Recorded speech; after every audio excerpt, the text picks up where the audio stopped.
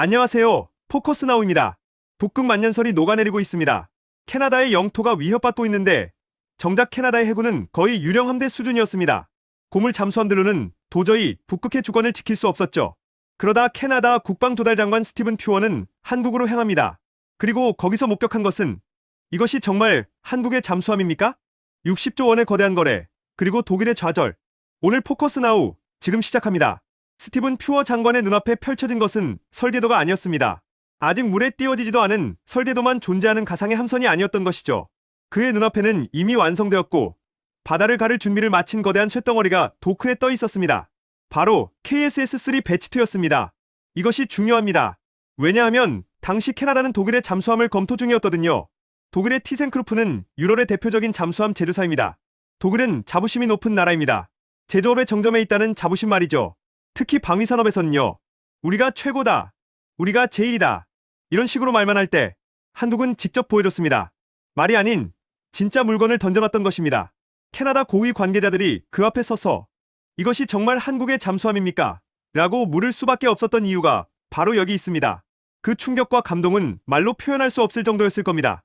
실제로 이 순간이 세계 방위산업의 역학관계를 바꾸는 터닝 포인트가 되었습니다. 이것은 단순한 잠수함 도입 사업이 아니었던 것이죠. 독일의 방위산업 패권이 흔들리는 역사적인 순간이었습니다. 벨기에의 유명한 군사 매체 더 디펜더는 당시 상황을 생생하게 포착했습니다.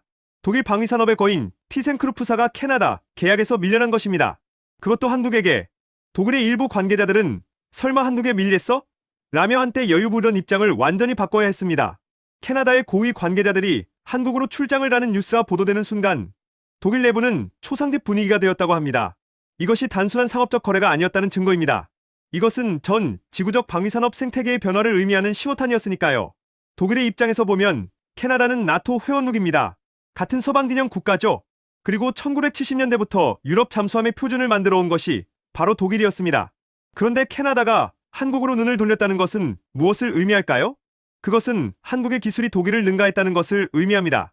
아니, 정확히는 한국이 제공하는 전체 솔루션이 독일보다 우월했다는 의미입니다. 단순히 배의 성능만이 아니라 가격, 납기, 기술 이전, 사후 서비스까지 모든 것에서 말이죠. 60조 원. 이 어마어마한 규모의 계약이 왜 나왔을까요? 그것은 캐나다의 현실 때문입니다. 캐나다는 지구상에서 가장 긴 해안선을 가진 국가 중 하나입니다. 태평양, 대서양, 그리고 북극해까지 거대한 영해를 가지고 있죠. 그런데 문제가 있습니다. 지구온난화로 인해 북극해의 만년설이 녹아내리고 있습니다. 과거에는 불가능했던 북극해 항로가 이제 가능해지고 있는 것이죠. 그러면 무슨 일이 벌어질까요? 러시아와 중국 같은 국가들이 북극해에 관심을 갖기 시작합니다. 자원도 풍부하고 전략적 가치는 높거든요. 캐나다의 영토가 위협받기 시작하는 겁니다. 그런데 캐나다의 해군은 어떤 상태였을까요? 재앙 수준이었습니다. 캐나다가 보유한 잠수함들은 1980년대, 1990년대 초반에 도입된 구형 함정들입니다. 캐나다 해군이 유령 함대라고 불렸을 정도입니다. 이런 함선으로는 절대 북극해 주권을 지킬 수 없습니다. 따라서 캐나다 정부는 급했습니다. 당장 쓸 수 있는 최신식 잠수함이 필요하다. 그리고 어차피 할 거면 빨리 해야 한다. 이런 상황 속에서 한국의 정신압비 능력은 구세주와 같았던 것입니다.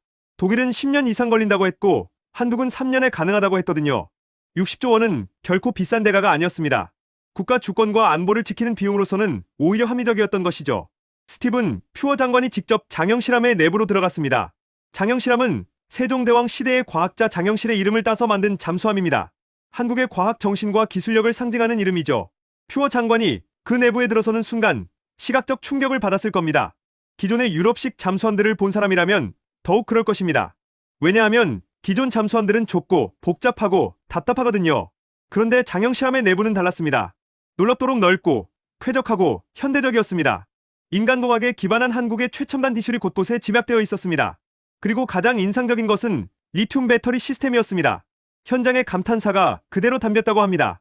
독일 잠수함엔 없는 것이 여기엔 다 있군요. 이 말이 정확히 무엇을 의미할까요? 그것은 한국이 단순히 기존의 기술을 모방한 것이 아니라 독일을 능가하는 새로운 기술을 개발했다는 의미입니다. 리튬 배터리 기술만 해도 그렇습니다. 전 세계적으로 해군 함정에 리튬 배터리를 적용한 잠수함은 극히 드뭅니다. 한국과 스웨덴 정도뿐이죠. 그 순간 퓨어 장관은 확신했을 겁니다. 이것이 우리가 원하던 잠수함이다. 그리고 그것이 바로 캐나다가 한국의 제안을 받아들이게 된 결정적 순간이었습니다. 독일은 주문을 받아도 함흥차사였습니다. 10년은 기본이고 비용 초과도 일상적이었습니다. 이것이 유럽 방위산업의 악명 높은 문제점입니다. 중하면 언제가 될까? 라는 농담이 나올 정도죠. 반면 한국은 달랐습니다. 한국은 세계 1위 조선업의 위용을 바탕으로 신속한 인도를 약속했습니다. 3년이면 충분하다고 했던 것입니다. 이게 얼마나 중요한지 이해하려면 캐나다의 상황을 다시 생각해야 합니다. 캐나다 국방조달장관이 말했습니다. 시아는 우리 편이 아니다. 정확합니다. 북극해의 얼음이 계속 녹아내리고 있습니다. 러시아와 중국의 활동이 점점 활발해지고 있습니다. 1년, 2년이 지연되는 것도 치명적인 손실이 되는 상황이었던 것이죠. 한국은 명확한 로드맵을 제시했습니다. 구체적인 일정과 약속 말입니다. 이것이 정확히 캐나다가 원하던 것이었습니다. 말이 아닌 확신을 담은 약속 말이죠. 그리고 역사가 증명했습니다. 한국 조선업의 능력은 세계 최고입니다. 현대중공업, 한화오션, 대우조선해양 같은 회사들이 전 세계 최고 수준의 함정을 가장 빠르게 건조합니다. 10년 대 3년. 이 수치 하나가 캐나다의 선택을 결정지었습니다. 그리고 이것이 세계 방위산업의 역학관계를 바꾸는 계기가 되었던 것이죠. 한국이 판매한 것은 단순한 잠수함이 아닙니다. 이것이 매우 중요합니다. 한국은 북극해, 작전이 가능한 잠수함을 팔았던 것입니다. 북극해는 험악합니다. 극저온의 사나운 바다입니다. 얼음도 많고 음파도 복잡하게 변합니다. 일반적인 잠수함으로는 작전이 거의 불가능한 환경이죠. 그런데 한국은 이 극악의 환경에서도 작전이 가능하도록 설계했습니다.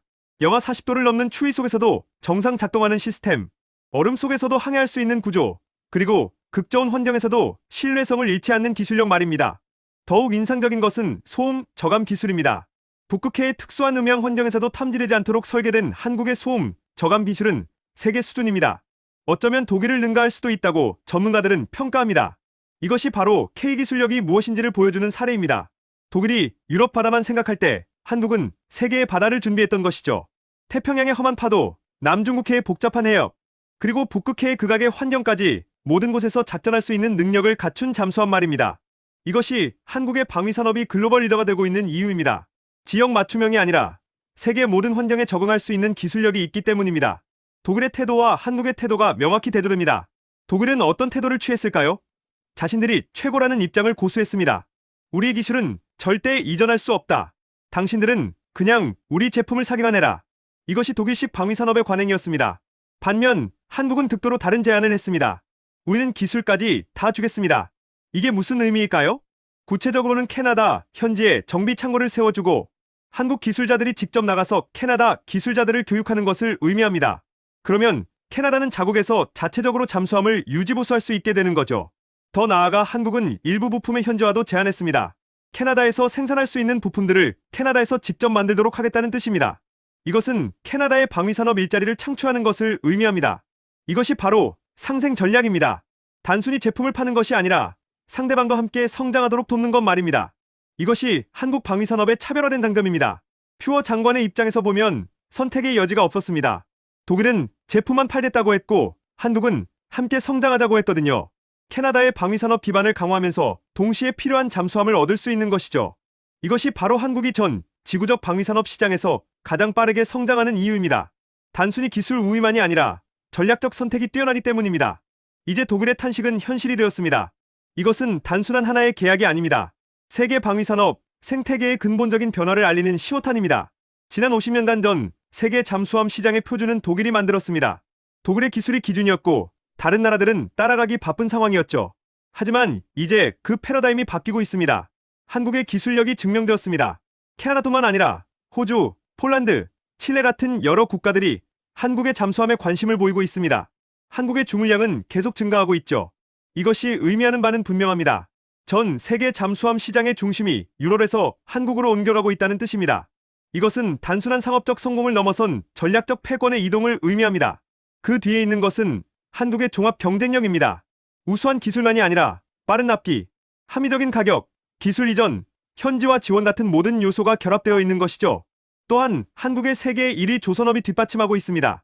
현대중공업, 한화오션 같은 세계 최고의 조선회사들이 최신 기술과 효율적인 건조 능력을 자랑하고 있기 때문입니다. 이제 한국의 K방위산업은 더 이상 중국의 저가 경쟁이나 유럽의 고급 이미지에 밀리는 중간 선택지가 아닙니다. 그것은 세계 최고를 지향하는 최선의 선택이 되었습니다. 캐나다 60조 원 계약은 바로 이 변화의 증거입니다. 그리고 이것은 단지 시작일 뿐입니다. 더 많은 국가들이 한국으로 눈을 돌릴 것이고 더 많은 계약이 체결될 것이 분명합니다. 당신이 만약 한국인이라면 이 순간이 얼마나 자랑스러운지 알 것입니다. 우리는 더 이상 모방하는 나라가 아닙니다. 우리는 기준을 만드는 나라가 되었습니다. 대한민국 국민이라는 것이 자랑스럽습니다. 태극기가 펄럭입니다. 이것이 K방위 산업의 새로운 장을 여는 웅장한 순간입니다. 지금까지 한국의 KSS-3 배치2 잠수함이 캐나다 60조 원의 거대한 계약을 따낸 이야기를 살펴봤습니다. 이것은 단순한 무기 거래가 아니라 세계 방위 산업의 역사가 바뀌는 순간이었습니다. 독일의 자부심을 꺾고 캐나다의 신뢰를 얻은 한국의 기술력과 전략. 이것이 바로 우리가 자부심을 가져야 할 이유입니다. 저는 다음 영상에서 더 다양한 이야기로 찾아오겠습니다. 여러분의 구독과 좋아요, 댓글은 저희 채널을 더욱더 성장시킵니다. 시청해주셔서 감사합니다.